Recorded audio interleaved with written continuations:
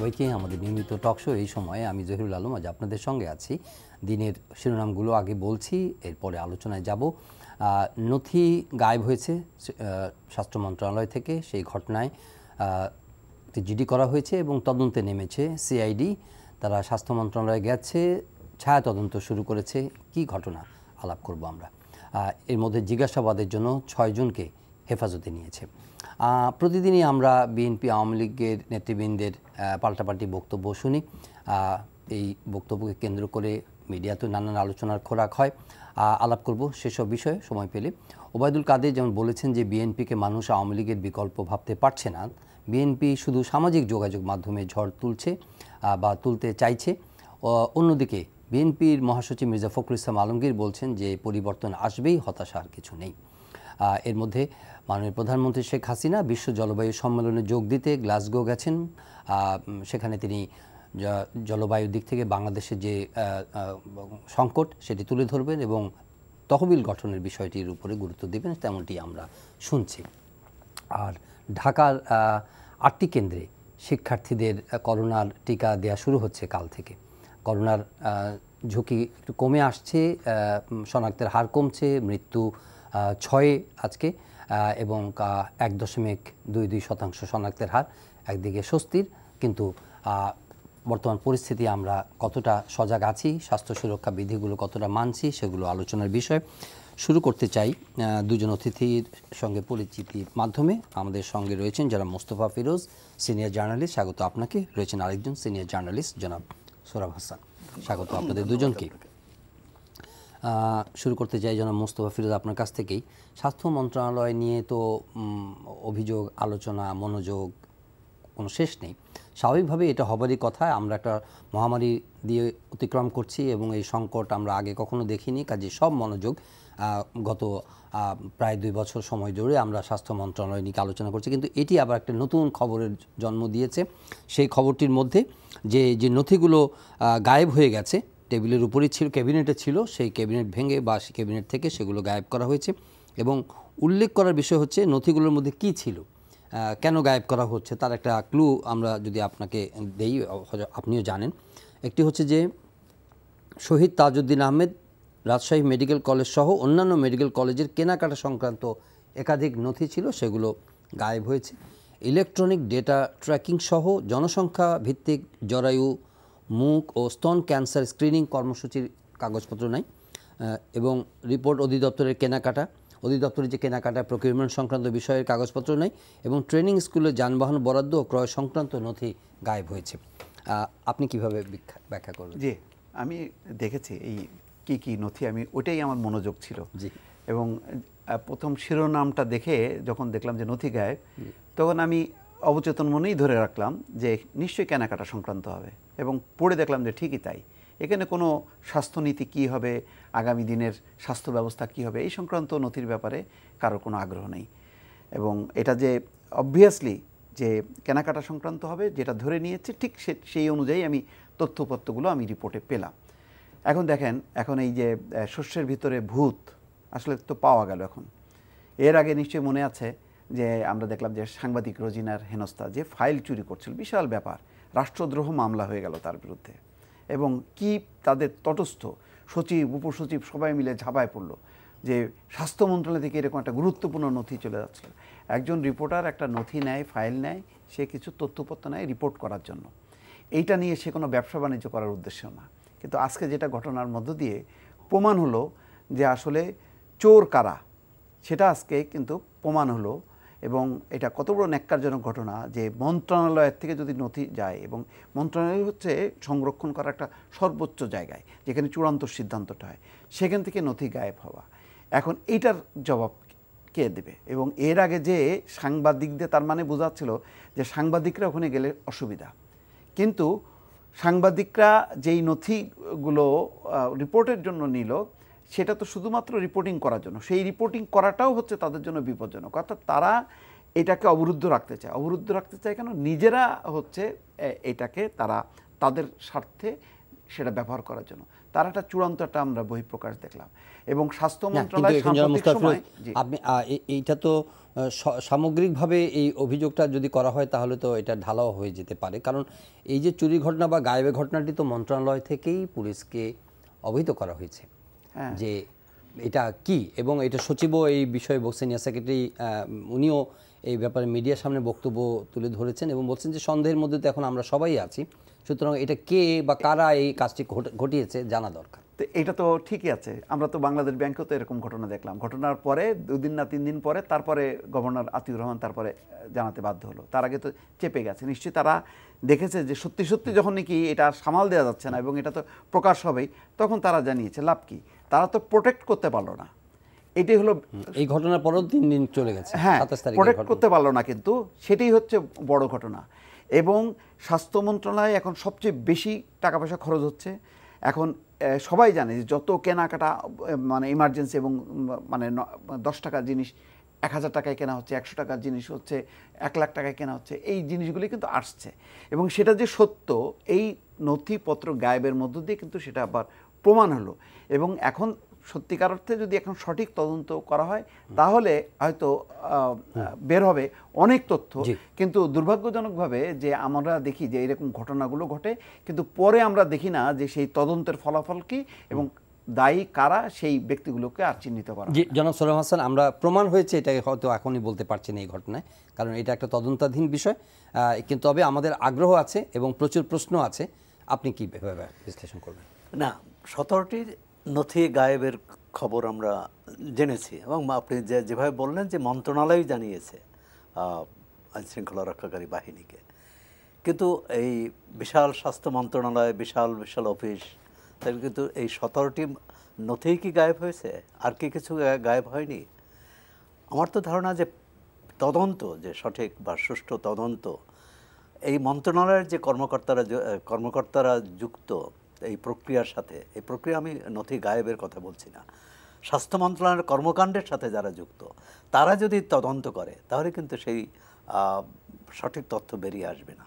সুতরাং এটির বিচার বিভাগীয় বিচারিক তদন্ত হওয়া, অতিরিক্ত সচিবকে নেতৃত্ব করে একটি সেটি করা হয়েছে, প্রশাসনিক তদন্ত করুক, কিন্তু আমি মনে করি যে এটি বিচার বিভাগীয় তদন্ত হওয়া উচিত।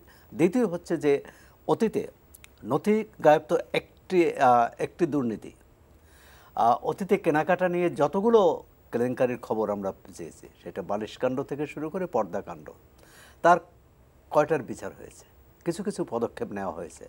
কিন্তু প্রথমত হচ্ছে গণমাধ্যমে সব আসেই নেয়, যেটা মোস্তফা ফিরোজ বললেন যে গণমাধ্যমে আসতে দিতে চান না, যে কারণে সাংবাদিক রজনী ইসলামকে আটক করে হেনস্থা করা হয়েছে, তার বিরুদ্ধে মামলা দেওয়া হয়েছে সরকারি গোপনীয়তা ভঙ্গের মামলা অভিযোগে, এবং তার বিরুদ্ধে কিন্তু এখনও তার শুনানি, তার পাসপোর্ট ফেরত দেওয়া হয়নি। মানে এক ধরনের হয়রানি চলছেই। তিনি জামিন পেয়েছেন কিন্তু হয়রানি চলছেই। সরকার তো এটাও জানানো উচিত কোন তথ্য তিনি নেয়ার কথা বলছে যে সরকারের পক্ষ থেকে। দ্বিতীয়ত আমি মনে করি যে স্বাস্থ্য মন্ত্রণালয়ের গত 1.5 বছরে, হ্যাঁ, টিকাদানের ক্ষেত্রে শুধু স্বাস্থ্য মন্ত্রণালয় না, সেখানে প্রধানমন্ত্রীর কার্যালয়, পররাষ্ট্র মন্ত্রণালয়ের টিকা মানে সংগ্রহের ক্ষেত্রে, কিন্তু অন্য এই যে পরিস্থিতি মোকাবেলায় স্বাস্থ্য মন্ত্রণালয় খুব কি বলে ভালো পদক্ষেপ নিয়েছে, যথাসময়ে সঠিক পদক্ষেপ নিতে পারছে। এটি কিন্তু সাবেক স্বাস্থ্য অধিদপ্তরের সাবেক ডিজির সহ 6 জনের বিরুদ্ধে কিন্তু দুর্নীতির মামলা আছে এবং মামলাটি চলমান। জি জি জনাব মোস্তফা ফিরোজ, আপনি সেন্ট্রাল ব্যাংকের কথা বললেন। সেন্ট্রাল ব্যাংকের জন্য আপনার স্বর্ণের মজুদ অথবা ক্যাশ কারেন্সিজ এগুলো হচ্ছে তাদের প্রোডাক্ট, তারা এটা ডিল করবে, এটা সুরক্ষার দায়িত্ব সেখানে। সচিবালয়ে তো আপনার নথিপত্র, দলিল, দস্তাবেজ এগুলো হচ্ছে কি সর্বোচ্চ, মানে সংরক্ষিত এলাকার মধ্যে এগুলো নিরাপত্তাই সবচেয়ে বেশি হওয়া উচিত। এরকম একটা সংরক্ষিত এলাকার ভেতরে এরকম গায়েবের ঘটনা, এটা শুধুমাত্র কাগজপত্রের দিক থেকে বলছি না, এটা সামগ্রিক নিরাপত্তার প্রশ্নটিও তো এখানে জড়িত। অবশ্যই আপনি দেখেন সচিবালয়ে কিন্তু এই প্রোটেক্টেড সংরক্ষিত এলাকা, এবং এইটা অনেক ক্ষেত্রে দেখবেন যে বিভিন্ন অধিদপ্তর বা সংস্থার অনেক গুরুত্বপূর্ণ নথিও কিন্তু তার প্রোটেকশনের জন্য কিন্তু মন্ত্রণালয় সংরক্ষণ করা হয়। এবং এই ঘটনার মধ্য দিয়ে আমাদের যেই নথিপত্রের যে কোনো নিরাপত্তা নেই, সেটা শুধু স্বাস্থ্য মন্ত্রণালয়, এখন এটা যদি দেখা যায় যে অন্যান্য যতগুলো এই ধরনের কেনাকাটা বা স্বার্থ সংশ্লিষ্ট বিষয় আছে, অথবা রাষ্ট্রের গোপনীয় যে বিষয় আছে, এমনকি প্রধানমন্ত্রীর যেই নিয়মিত যে সাপ্তাহিক মিটিংগুলি হয়, আপনি জানেন যে ওটা খুবই সিক্রেট ফাইল, অনেকগুলো পলিসি লেভেলেরই আছে, সেই সমস্ত ফাইলের বা নিরাপত্তা কোথায়? শুধু এখানে কেনাকাটা আমরা বুঝতেছি যে দুর্নীতি সংক্রান্ত হতে পারে, রাষ্ট্রের যে গোপনীয় যে ফাইলগুলো হয় সেগুলোরও বা নিরাপত্তা কোথায়? যদি স্বাস্থ্য মন্ত্রণালয় থেকে এই এতগুলো 17টা ফাইল, একটা দুইটা ফাইল না, একটা দুইটা ফাইল গায়েব হোক বিরাট ব্যাপার, সেখানে 17টা ফাইল, তাহলে এখানে তো সমস্ত মন্ত্রণালয়গুলো আছে ওই একটা দপ্তরের মধ্যে, একটা বাউন্ডারির মধ্যে, তাহলে বিভিন্ন ফ্লোরে যে বিভিন্ন মিনিস্ট্রিগুলো আছে সেই সব মিনিস্ট্রির ফাইলগুলোর নিরাপত্তা কোথায়? আমি মনে করি তো যে এখানে রাষ্ট্রীয় গোপনীয়তার উপর একটা চরম একটা আঘাত এনেছে, এটাকে ছোট করে দেখার কোনো উপায় নেই, এটা শুধু মনে করার কোনো কারণ নেই যে দুর্নীতি সংক্রান্ত, এটা বড় ধরনের। এখন এটাকে কেন্দ্র করে কি সমস্ত মিনিস্ট্রিগুলোতে সার্চ চলছে কিনা, অনুসন্ধান চলছে কিনা, যে সবগুলো ফাইল ঠিক মতন আছে কিনা, আমি জানি না। যে তবে এখন যেটা সচিব বলেন যে এখন মানে ইলেকট্রনিক্যালি ডেটা সংরক্ষণের ব্যবস্থা করা হচ্ছে, সুতরাং ওই যদি আপনার ফিজিক্যালি পেপার ডকুমেন্টসও যদি মিসিংও হয়, এটা কিন্তু তেমন বিরাট কোনো লস এটা মনে করার কোনো কারণ নেই। এটাকে আবার এই যে 17টি নথি গায়েব করা হয়েছে এবং যাদের অনিয়ম দুর্নীতির দায়ে অভিযুক্ত হতে পারে তারাই করেছেন, কিন্তু এই 17টি নথির ইলেকট্রনিক আছে কিনা না, ওই জায়গায় তো ঘাটতি আছে বলেই তো তারা জানিয়েছে যে গায়েব হয়ে গেছে। তার মানে তার কোনো, যদি অনেক সময় হয় যে মিসিং হয়, হারিয়ে যায়, খুঁজে পাওয়া যাচ্ছে না, তখন আবার এটা পারবেন বলে আমাদেরকে বলেছেন, কিন্তু এটা তো পুরোটাই সাবজেক্ট টু মানে ডিপার ইনভেস্টিগেশন।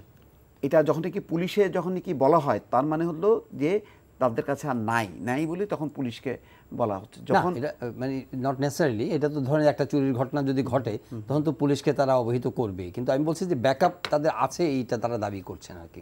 তাহলে ব্যাকআপ থাকলে তো তাহলে তো আর পুলিশ পর্যন্ত যাওয়ারই কোনো ব্যাপার নাই। অনেক সময় আমি বললাম চুরি তো হয়েছে, চুরি হয়েছে না, সেটা তো একটা ফৌজদারি অপরাধ, চুরি তো করেছে তারা, চুরি হয়নি, এটি গায়েব করে দেওয়া হয়েছে, এবং এটি চুরি তো অন্যরকম, কারো বাড়িতে ঢুকে এটা ডেলিভারিলি সরিয়ে দেওয়া হয়েছে। এটি এর সঙ্গে যারা জড়িত সেই ব্যক্তিরাই করেছেন, অর্থাৎ স্বাস্থ্য মন্ত্রণালয়ের কর্মকর্তা কর্মচারী জড়িত, কারা জড়িত সেটা বের করার দায়িত্ব সংশ্লিষ্টদের। কিন্তু আমি সেখানেই বলছি যে এটি তবে যাই যে জনাব মোস্তাফিজ, এটা মানে স্বাস্থ্য মন্ত্রণালয়ের যে ইমেজ বা আলোচনাগুলো যেগুলো হয়েছে সাম্প্রতিককালে, এটাও আরেকটা তাদের ইমেজের উপর আরেকটা মানে, এবং এটা একটা কিন্তু জহির একটা নতুন কিন্তু পথ কিন্তু আমাদেরকে দেখিয়ে দিল যে সচিবালয়ের যে কোনো নিরাপত্তা নাই, কোনো মিনিস্ট্রির যে ফাইলগুলির কোনো নিরাপত্তা নাই, এই ঘটনার মধ্য দিয়ে কিন্তু চোখে আঙুল দিয়ে দেখিয়ে দেওয়া হলো। ফলে এখন এইটাকে কেন্দ্র করে সমস্ত মিনিস্ট্রির আমার মনে হয় যে তাদের সচেতন হওয়ার দরকার আছে, অনুসন্ধান করার দরকার আছে যে সব ফাইল ঠিকঠাক মতো আছে কিনা। রাজনৈতিক আলোচনার কথা বলছিলাম, বক্তব্য পাল্টা বক্তব্য, কিন্তু এখন মাঠে ইউপি ইলেকশনের দ্বিতীয় ধাপ 11 তারিখে, এবং অনেক প্রার্থী বিনা প্রতিদ্বন্দ্বিতায় নির্বাচিত হয়ে যাচ্ছে। আবার এর মধ্যেও সংঘাত, সহিংসতা, বিরোধ, উপদলীয় কোন্দল, প্রচুর ঝুট ঝামেলার খবর, এমনকি প্রাণহানির খবরও আমরা পাচ্ছি। যে কোনো খেলা, যেমন ক্রিকেট, টি-20 বিশ্বকাপ চলছে, খেলাটা হয় কিন্তু মাঠের ভেতরে, এবং মাঠের ভেতরে কোনো দল জয়ী হয়, কোনো দল পরাজিত হয়, তার রেফারি থাকে, আম্পায়ার থাকেন। কিন্তু এই আমাদের ইউনিয়ন পরিষদ নির্বাচন বা স্থানীয় সরকারের এখন যে নির্বাচনটি হচ্ছে, সে নির্বাচনের মূল প্রতিদ্বন্দ্বিতা হচ্ছে মাঠের বাইরে, অর্থাৎ ভোট কেন্দ্রের বাইরে। যে মনোনয়ন পাওয়া না পাওয়া, মনোনয়ন পেলে তার বিরুদ্ধে জেহাদ ঘোষণা করা, এবং এই নির্বাচনটি হচ্ছে বাংলাদেশে এ পর্যন্ত কোনো স্থানীয় সরকার নির্বাচনে এরকম প্রধান একটি দল বা অনেকগুলো দল বর্জন করেছে স্থানীয় সরকার নির্বাচন হয়েছে তা নয়, কারণ অতীতে নির্বাচন হয়েছে নির্দলীয়। কিন্তু আপনি কি মনে করেন যে বর্জন আসলে রিয়েল বর্জন হচ্ছে? নামে শুধু ধানের শীষ হয়তো নাই, না রিয়েল বর্জন এটা খুব, আপনি যদি ধরেন হাজার যেখানে ইউনিয়ন পরিষদ, আর সেখানে হয়তো 50টার বেশি পাওয়া যাবে না, যে বিএনপির স্বতন্ত্র প্রার্থী হিসেবে, এবং যারা মনে করছে যে তার ব্যক্তি ইমেজে জয়ী হবে বা এরকম যে কোনো কারণেই। কারণ যে অবস্থা, এটি যদি হতো যে অনেক নির্বাচনে আমরা দেখেছি যে অতীতে যে বিএনপি প্রার্থীরা জিতছে না, বিএনপি আওয়ামী লীগ আমি বলছি যে দলীয়ভাবে নির্বাচন বর্জন করেছে কিন্তু স্থানীয়ভাবে করেছে। আপনি আহসানুল্লাহ মাস্টার, তিনি কিন্তু উপজেলা চেয়ারম্যান হয়েছিলেন এবং তার দল আওয়ামী লীগ তখন নির্বাচন বর্জন করেছিল এরশাদের আমলে। সুতরাং এটি হতে পারে। এই নির্বাচন তো বিএনপির কি এরকম একটা মানে ইঙ্গিত আছে কিনা যে আমরা বর্জন করছি, কিন্তু কেউ যদি দাঁড়িয়ে যায় তাদের ব্যাপারে খুব শাস্তিমূলক বা কঠোর কোনো অবস্থান বা মনোভাব নেওয়া দেখায়নি বিএনপি? সেটি অতীতের সব নির্বাচনেই আমরা দেখেছি। যখন জয়ী হয়ে আসে, নির্বাচনের আগে কিন্তু বহিষ্কার করে, হুমকি দেয়, নানা রকম ব্যবস্থা নেওয়ার কথা বলে, কিন্তু জয়ী হয়ে আসার পর কিন্তু ফুলের মালা দিয়ে গ্রহণ করে। আর সুতরাং এটি বিএনপির ক্ষেত্রে কি হবে? আর ইউনিয়ন পরিষদ রাজনৈতিক দলের, আমাদের রাজনৈতিক দলগুলো যেভাবে তাদের কাঠামো, তাতে ইউনিয়ন পরিষদের কমিটিই তো নেই অনেকখানে। জেলা উপজেলা পর্যায়ে কমিটি নেই, এবং বছরের পর বছর সেই হয় আহ্বায়ক কমিটি অথবা পুরানো কমিটি, বাতিল কমিটি নিয়ে চলছে। সুতরাং এই যে সাংগঠনিক কাঠামো, সাংগঠনিক ব্যবস্থা নেয়ারও সুযোগ আমি দেখি না। যে এই যে আওয়ামী লীগের প্রায় একতরফা নির্বাচন, একদলীয় নির্বাচন, সেখানে যে প্রতিদ্বন্দ্বিতা হচ্ছে সেটার একটা বড় কারণ হচ্ছে যে মনোনয়ন পেলেই সে জয়ী হবে, কারণ তার প্রশাসন তার পক্ষে থাকবে, আইনশৃঙ্খলা রক্ষাকারী বাহিনী তার পক্ষে থাকবে, ব্যবসায়ীরা তার পক্ষে থাকবে। এর বিপরীতে বিদ্রোহী প্রার্থী দাঁড়িয়েছে, এবং সংঘাতটা কিন্তু হচ্ছে বিদ্রোহী এবং মনোনীত। এই যে একই দলের মধ্যে, এবং আওয়ামী লীগ দাবি করে যে সবচেয়ে সুশৃঙ্খল দল, কিন্তু তারা কিন্তু এই বিদ্রোহী প্রার্থীদের ঠেকাতে পারেনি, করতে পারেনি। আপনি শেষ করবেন? আরো একটি কথা, যে আওয়ামী লীগ সাধারণ সম্পাদক বলছিলেন যে এত অভিযোগ স্তূপ, এবং সবাই যারাই মনোনয়ন পায় না তারা মনে করে, এবং যাকে মনোনয়ন দেওয়া হয় তাকে বলা হয় রাজাকারের নাতি বা রাজাকারের পুত্র, তাদের মনোনয়ন দেওয়া হয়েছে। একটা দল কিভাবে চলে, মানে নির্বাচন প্রক্রিয়াটা কিভাবে, মানে এর তো কোনো সাংগঠনিক কোনো শৃঙ্খলাই নেই। জি, ধন্যবাদ জনাব মুস্তাফিজ। এত বেশি সংখ্যক প্রার্থী বিনা প্রতিদ্বন্দ্বিতায় নির্বাচিত হয়ে যাচ্ছে, এটা কি কিসের একটা মানে ইঙ্গিত? বা সত্যি কথা বলতে কি, নির্বাচনী পুরো ব্যবস্থাটাই তো চরম তামাশা এবং এক ধরনের কি বলে আত্মঘাতী খেলা চলছে, এবং কিছু মানুষকে এই চাঁদাবাজি, মাস্তানি এবং দৌরাত্বের একটা লাইসেন্স দেওয়া হচ্ছে।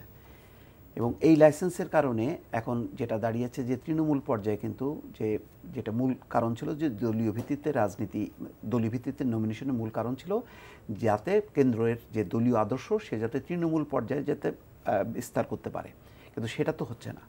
এখন যেটা হচ্ছে দেখবেন যেটা বললেন যে বিনা প্রতিদ্বন্দ্বিতায় স্থানীয় সরকার মন্ত্রণালয়ের অধীনে তো নির্বাচন, স্থানীয় সরকার মন্ত্রী নিজের নির্বাচনী এলাকায় 6টি ইউনিয়ন পরিষদে বিনা প্রতিদ্বন্দ্বিতায় নির্বাচন হচ্ছে। তো কারণ হচ্ছে যে কোনো প্রতিদ্বন্দ্বী বলে থাকবে না, এটা হচ্ছে সামনের যে নির্বাচন হবে তার আলামত কিন্তু পাওয়া যাচ্ছে। অর্থাৎ আমরাই খেলবো, এবং আমরা খেলতে যে সেটা একটা আত্মঘাতী পর্যায়ে এমন চলে এসছে যে সরকারি দলের পক্ষ থেকে বলতে বাধ্য হয়েছে যে তৃতীয় ধাপে যে নির্বাচনটি হবে সেখানে 88টি ইউনিয়ন পরিষদে কোনো নৌকার প্রতীক দেওয়া হবে না। তার মানে কি, সবাই তোমরা মারামারি করো, কাটাকাটি করো, যে নির্বাচিত হবে সে আমার। এই হলো অবস্থা। এই অবস্থার মধ্যে আমরা যে তৃণমূল পর্যায়ে যে একটি ইউনিয়ন পরিষদ নির্বাচন, একটা খুবই শক্তিশালী একটা সংস্থা এবং গুরুত্বপূর্ণ একটা সংস্থা, সেটার মধ্যে দিয়ে তো আসলে জনসেবা হবে না। সেটার মধ্যে দিয়ে যেটা হবে, আরও তৃণমূল পর্যায়ে রক্তারক্তির সংঘাত হবে। তার আলামত কিন্তু আমরা দেখতে পাচ্ছি। নরসিংদীতে দেখলাম যে 2 জন মারা গেছে, আজকে দেখলাম বাউফুলে এক তরুণ মৃত্যুসজ্জা, এবং আগামী 11 তারিখ আসতে আরও আপনি রক্তপাত দেখবেন। আর এরপরে তৃতীয় ধাপে যেটি হবে আরও এই যদি ধারা চলতে থাকে, এর থেকে কিন্তু আসলে কোনো লাভ হচ্ছে না।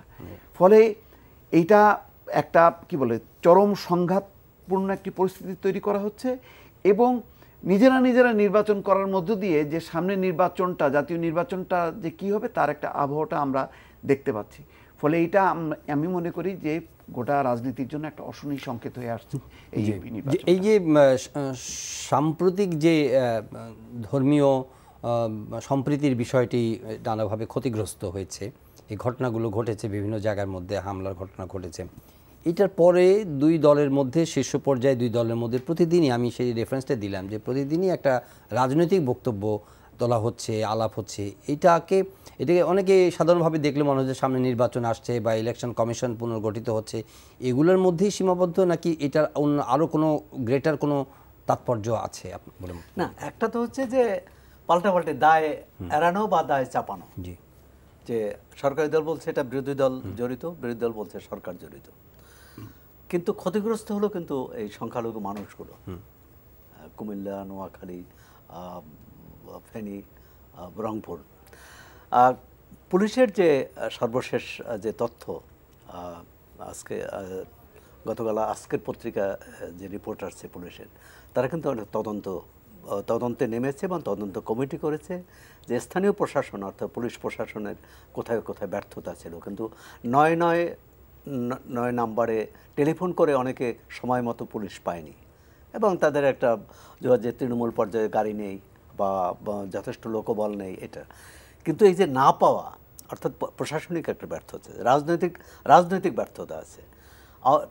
সারা দেশে আওয়ামী লীগের সংগঠন আছে, নেতাকর্মী আছে, কিন্তু দ্রুত এটা করতে পারল না। আর যে কথাটাই বলছেন যে এখন এই দায় চাপানো বা নির্বাচনী সুবিধা নেওয়াটাই কিনা, এটা হচ্ছে সামগ্রিক যে আমাদের নির্বাচনী ব্যবস্থা, সেই ব্যবস্থাটা যে ভেঙে পড়েছে আমাদের, এবং এই নির্বাচনী ব্যবস্থা ভেঙে পড়ার সঙ্গে কিন্তু শাসন ব্যবস্থার সম্পর্ক আছে, মত প্রকাশের স্বাধীনতার বিষয়টি জড়িত না। কিন্তু তাদের এই যে বেশি কথা, মানে প্রতিদিনের আলোচনা, কোভিডের সময়ও তারা কথা বলেছেন, এখনকার আলোচনাটা কি সামনে নির্বাচন কেন্দ্রিক মাঠ গরম করা বা তাদের পক্ষে জনসমর্থন আদায় করা, অথবা তাদের কোনো গ্রেটার কোনো এজেন্ডা? যেমন বিএনপি যখন বলে যে না আমরা সরকারের সমালোচনা করে, তখন তারা ইলেকশন কমিশন গঠনের ব্যাপারে তাদের কোনো উৎসাহ নেই, নির্বাচনে অংশ নেওয়ার ব্যাপারে তাদের কোনো উৎসাহ নেই। তো হোয়াট দে ওয়ান্ট অ্যাকচুয়ালি? আপনি যদি বলেন যে সাম্প্রতিক ঘটনাটি বিএনপি মনে করে, বিরোধী দল মনে করে যে এর থেকে তারা লাভবান হয়েছে, কারণ সরকার একটা হচ্ছে যে বাংলাদেশে যারা সংখ্যালঘু সম্প্রদায়ের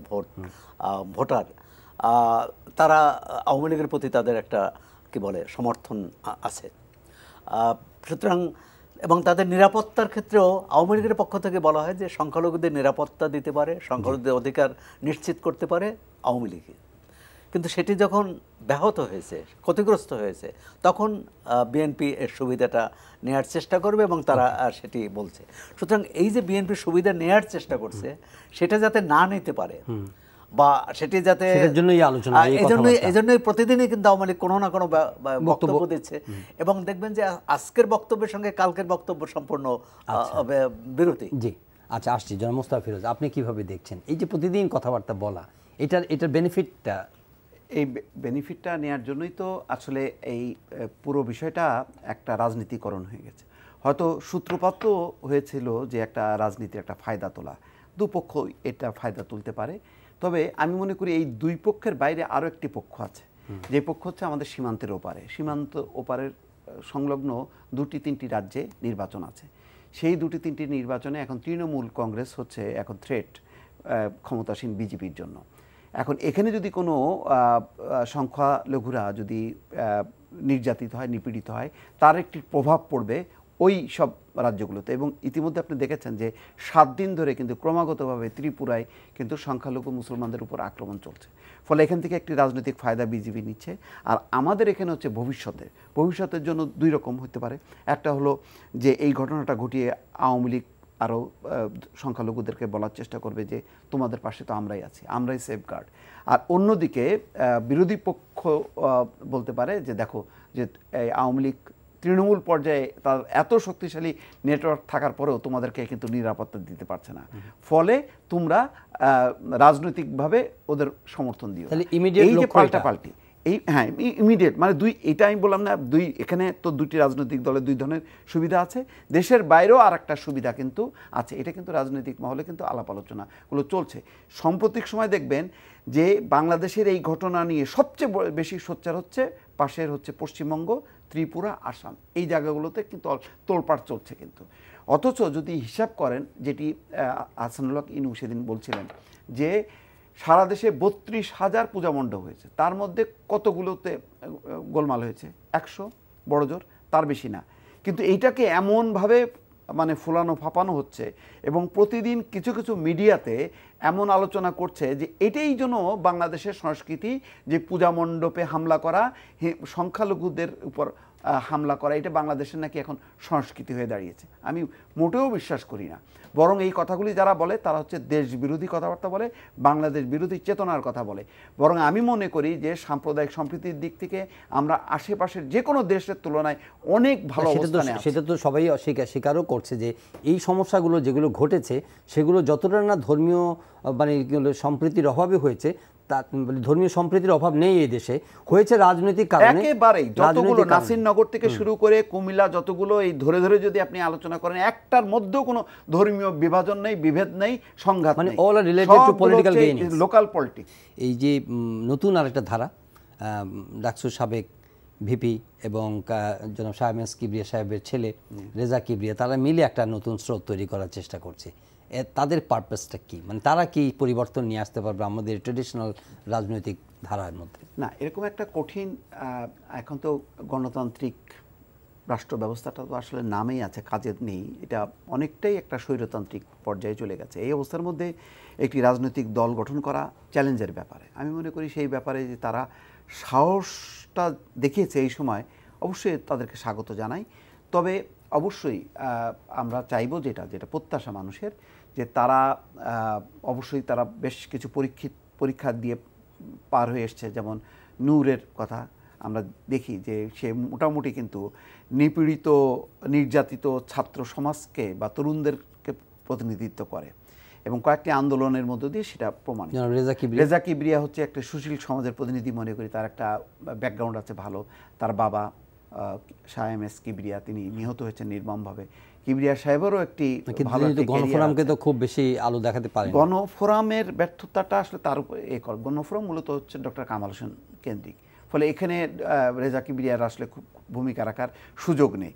এখন থেকে কিন্তু তার বিষয়টা হলো এখন ধরা হবে যে এই নতুন যে গণ অধিকার পরিষদ, এই সংগঠনে বা রাজনৈতিক দলে তিনি কি করেন। আমি মনে করি একটা ভালো উদ্যোগ, শুভ উদ্যোগ।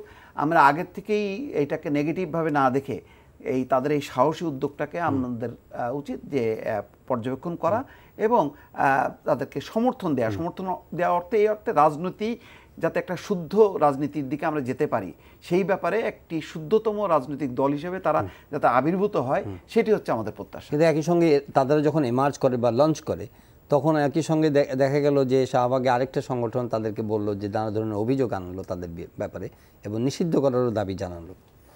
না, এইটি আমাদের রাজনীতিতে পাল্টাপাল্টি আছেই এবং মুক্তিযোদ্ধা মঞ্চ না, এবং তাদের সাংগঠনিক ক্ষমতা বা তাদের পিছনে কোন ক্ষমতা আছে আমি সেটা জানি না। আমিও মোস্তফা ফিরোজের সঙ্গে একমত যে একটা নতুন রাজনৈতিক দল হয়েছে। আমাদের প্রচলিত রাজনৈতিক দলগুলোর প্রতি মানুষের আস্থা বিশ্বাস খুব নেই। সেক্ষেত্রে নতুন দল কি করে সেটি একটু দেখা, পর্যবেক্ষণ করা, এটি একটি বিষয়। এবং আমাদের রাজনৈতিক সংস্কৃতি হচ্ছে কোনো দলেই দুজন সমমাপের নেতা এরকম নেই, একজনই নেতা। এই দল যদি ভালো করে সেটিও কিন্তু নুরুল হক নূরের কৃতিত্ব হবে, আর যদি ভালো না করতে পারে এর দায়ও তাই। কারণ রেজা কিবরিয়া সাবেক অর্থমন্ত্রীর এবং সফল অর্থমন্ত্রী শাহমেস কিবরিয়ার ছেলে, যেটা বলছিলেন যে নাগরিক সমাজের প্রতিনিধিত্ব করেন, কিন্তু বাংলাদেশের জনমানুষের সাথে বা রাজনৈতিক, সামাজিক, সাংস্কৃতিক তৎপরতায় তাকে আমরা কিন্তু খুব দেখিনি। ভবিষ্যতে আসলে ভালো, গণফোরামে তিনি খুব ভালো করতে পারেননি এবং গণফোরামের ভিতরেও সমস্যা ছিল, এখনও আছে, যে কারণে ডিসেম্বরে দুটি পক্ষ সম্মেলন ডেকেছে এবং তিনি স্বেচ্ছায় কিন্তু চলে আসছেন। সেখানে কিন্তু তিনি এই যে পাল্টাপাল্টি করতে চাননি, সেটি একটি ভালো। এখন এই দলটি দাঁড়াবে কিনা এটি নির্ভর করবে নূরের যে অভিজ্ঞতা, তিনি ডাকসুতে জয়ী হয়েছেন এবং শুধু তাই নয়, তিনি কিন্তু তার উপর অনেকবার আক্রমণ হয়েছে, অনেকবার আহত হয়েছেন এবং তাকে হাসপাতালে যেতে হয়েছে, তার বিরুদ্ধে মামলা দেওয়া হয়েছে। পরবর্তীকালে দেখা গেছে সেই মামলার কোনো ভিত্তি নেই। তো এইসব, এবং সরকার যেহেতু দাবি করে যে গণতান্ত্রিক ব্যবস্থা আছে, তো এই দল করা, সংগঠিত করার ক্ষেত্রে কোনো রকম বাধা তারা দিবে না বলেই আমরা আশা করি। জনাব মোস্তফা ফিরোজ, এই যে ভিত্তি নেই এমন মানে রাজনৈতিক অঙ্গনে এমন মামলা হতে হতে ভিত্তি আছে এমন মামলাগুলোর জেনুইনিটি বা এমন মামলাগুলোর গুরুত্ব কমে যাচ্ছে না? অবশ্যই মানুষের মধ্যে অনেক সংশয় সন্দেহ তৈরি হয়। অবশ্যই এই যে সাম্প্রতিক সময়ে একটা পল্টনের একটা ঘটনায় 1,500 কর্মীর বিরুদ্ধে মামলা, তারপরে এই যে এই সাম্প্রদায়িক ইস্যুতে প্রায় 25,000 মানুষকে যুক্ত করা অজ্ঞাত হয়েছে, এবং নূরের বিরুদ্ধে কিন্তু এখন 17টি মামলা চলমান আছে। এই যে মামলা করতে করতে মামলাগুলোর তো গুরুত্ব নেই, এবং এই কারণে কিন্তু আজকে দেখবেন এই যে সাম্প্রদায়িক সম্প্রীতি যে পরিষদের থেকে বলা হচ্ছে যে অতীতের যত এই হামলা হয়েছে একটারও কিন্তু কোনো মামলা বিচার হয়, মানে মামলাগুলো আছে কিন্তু কোনো বিচার হয়নি, অগ্রগতি নাই। তার মানে হচ্ছে শুধুমাত্র রাজনৈতিক উদ্দেশ্যে আমি মামলার পর মামলা করে গেলাম, কিন্তু সেই মামলাগুলোর কোনো ভিত্তি না থাকলে সেগুলি চলে না, এবং মামলাগুলো খেলে এটা মানে আইনের শাসন বা বিচার ব্যবস্থা, অবশ্যই আইনের শাসনটাকে বিচার ব্যবস্থা মানে যেগুলো সঠিক মামলা হওয়া উচিত, জোরালো হওয়া উচিত, সেই মামলাগুলো দুর্বল হয়ে যাচ্ছে এই প্র্যাকটিসের কারণে। অবশ্যই এই ধরনের এই যে উদ্দেশ্যমূলক, হয়রানিমূলক, এবং আপনি সরকারের বিরুদ্ধে একটা বক্তব্য রাখা হচ্ছে, সেখানে দেখা যাচ্ছে রাষ্ট্রদ্রোহ মামলা হচ্ছে। সরকারের বিরুদ্ধে কথা বললে কি রাষ্ট্রের বিরুদ্ধে কথা বলা হয়ে যায়? সরকার তো হলো একটা দল, একটা দলের নেতৃত্বে একটা সরকার হয়, তাহলে আমি রাজনৈতিকভাবে যে ক্ষমতায় থাকবে তার বিরুদ্ধে তো কথা বলবোই, তো সেটা রাষ্ট্রবিরোধী হয় কিভাবে? এই ধরনের একের পরে, এমনকি এই যে রাষ্ট্রদ্রোহ মামলা, এই মামলাটাও কিন্তু গুরুত্বহীন হয়ে গেছে, যে অসংখ্য মামলা পরে এটা কোনো কনসিকুয়েন্সও পাওয়া যায় না, এবং একটারও কোনো নিষ্পত্তি হয়নি। নিশ্চয়। হ্যাঁ, আমরা অন্য একটা প্রসঙ্গে যাই।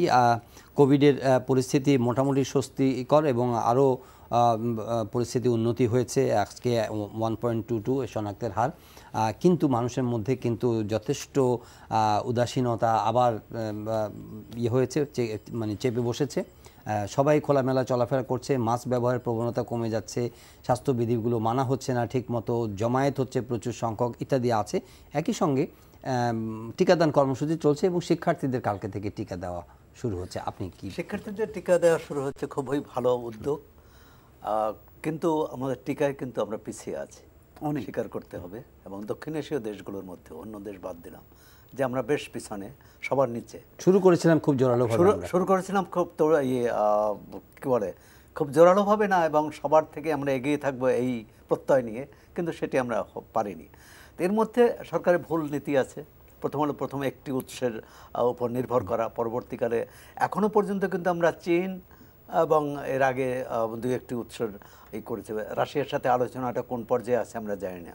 এখন এই যে টিকার কর্মসূচি হয়েছে, কিন্তু আমরা তো চাইবো যে, এবং এর মধ্যে কিন্তু আবার শিক্ষার্থী মানে 12 থেকে 17 বছর, তাদেরও টিকা দেওয়ার একটা প্রতীকী আমরা দেখলাম, অনুষ্ঠান দেখলাম যে দেওয়া হয়েছে। কিন্তু এই যে বিপুল সংখ্যক, আমরা বৃদ্ধদের কথা বাদই দিলাম, প্রবীণদের কথা বাদ দিলাম, তরুণদের, তাদের প্রত্যেকে টিকা দিতে হলে 10 কোটির বেশি টিকা লাগবে, কারণ 5 কোটি তরুণকে 10 কোটি টিকা দিতে হবে। এখন পর্যন্ত 1 কোটিও কিন্তু আমরা মানে তাদের তরুণদের দিতে পারিনি। এর আগে আমরা 40-এর উপরে, 30-এর উপরে বয়সীদের টিকা দিয়েছি, সব মিলে 6 কোটি বা এর চেয়ে কিছু বেশি টিকা। কিন্তু আমরা যদি শতকরা 80% না হোক, আমরা যদি 50% দিতে চাই, তাহলে কিন্তু 15 কোটি টিকা লাগবে। কিন্তু সেই টিকা কবে কিভাবে আসবে, সরকার কিন্তু স্পষ্ট করে জনগণকে কিছু জানাচ্ছে না, কেবল বলছে টিকা আসছে। এবং ধরুন 10 লাখ আসলো, 20 লাখ আসলো বা 50 লাখ আসলো, সেটি সেই টিকা দেওয়া হলো। কিন্তু অনেকেই আমাদের যারা সহকর্মী বা অন্য পেশার মানুষ, তারা সবাই জিজ্ঞেস করে যে আমরা তো রেজিস্ট্রেশন করেছি 2 মাস আগে, রেজিস্ট্রেশন করেছি 1 মাস আগে, কিন্তু আমাদের কোনো বার্তা আসে না। সুতরাং মানুষ কিন্তু একটা উদ্বেগ আছে। আর যেটা বললেন যে স্বাস্থ্যবিধি মেনে চলা, এটি ব্যক্তির যেমন দায়িত্ব আছে, প্রতিষ্ঠানেরও দায়িত্ব আছে, আমরা রাষ্ট্রেরও দায়িত্ব আছে। আপনার জনাব মোস্তাফিজ, এই বিষয়টি একটু। না, এটা তো শুরু থেকে একটা এলোমেলো অবস্থা ছিল, এবং আমরা কেন মানে আমরা দেখি যে ভারতের উপরে যতগুলো এমার্জেন্সি সার্ভিসের উপর আমরা নির্ভর করলাম, সবগুলোতেই কিন্তু আমরা ফেল করছি। শুরুতে যেটা বললেন যে এই যে স্বাস্থ্য মন্ত্রণালয় যে কাজগুলি কাজ করা দরকার, সেইগুলি কাজ না করে তারা তো কেনাকাটা, ফাইল চুরি মুড়ি সমস্তের মধ্যে চলে গেল। এইটা মানে যদি পরিকল্পিতভাবে হতো, তাহলে কিন্তু আমরা কিন্তু অনেক দূর এগিয়ে যেতাম। কিন্তু ওই যে একটা উৎসের উপর নির্ভরশীল হওয়ার কারণে আমরা প্রথমেই এখন তো ধরেন টিকা শেষ, এখন ওই যে দেখলাম যে ওই কানাডাও ঘোষণা করেছে যে তারা কত 20 কোটি